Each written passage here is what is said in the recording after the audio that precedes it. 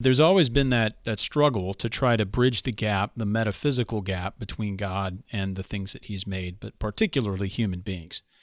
And if we're made in the image of God, there must also be some way in which the transcendent God relates to us. The confession is speaking of covenant as a means by which God relates to us, but it's within the categories of blessedness and reward in terms of the covenant of works in Genesis 2:7 or 16 and 17, not in terms of the ontological movement or condescension of God to create in the first place. That is not categorized under the categories or in the terms of a covenant.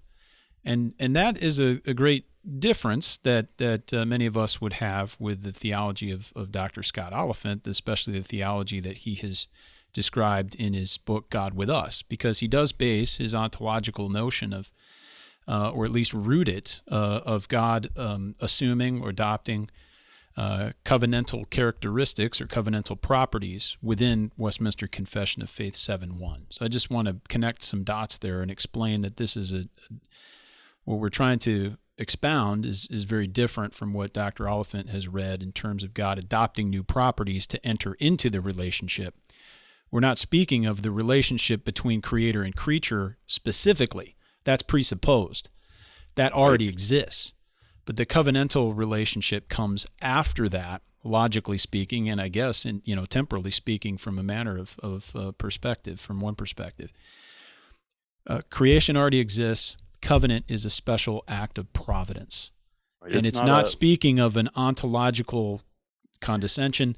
It's not speaking of some sort of metaphysical assumption of new properties so that God would relate to us generally. It's speaking of God blessing and rewarding obedience that was already demanded by virtue of creation.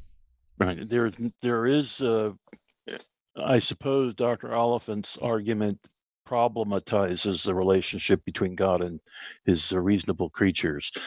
And the Bible, it seems to me, does not ever problematize the relationship as such.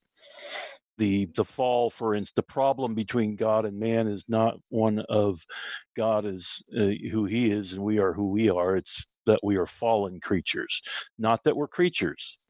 The Bible never condemns man because he's a creature. He is condemned because he is a fallen, disobedient, willful, sinful creature.